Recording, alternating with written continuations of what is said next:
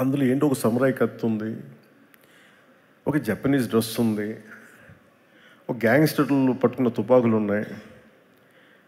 పోనీ దాంట్లో డైలాగ్స్ కూడా ఏం లేవు, ఓన్లీ విజువల్ ఉంది. నేను చూసా.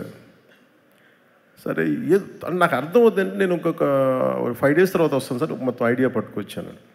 కొన్ని 5 days తర్వాత పట్టుకొచ్చి కంప్లీట్ ఐడియా చెప్పండి చెప్పలేదు నాకు. అదే ఇంకొంచెం ఎక్స్టెన్షన్ చేసి చెప్పాను నాకు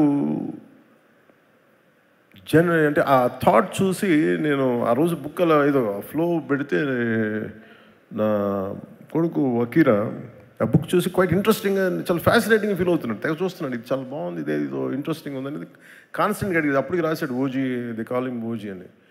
నాకు అర్థం కదా.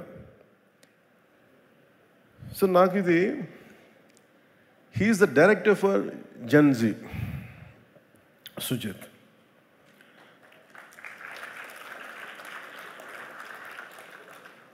అంటే టఫ్ ఫిల్మ్ మేకింగ్ ఇది. అంటే ఒకళ్ళకి మన మనసులో ఉన్న ఐడియాని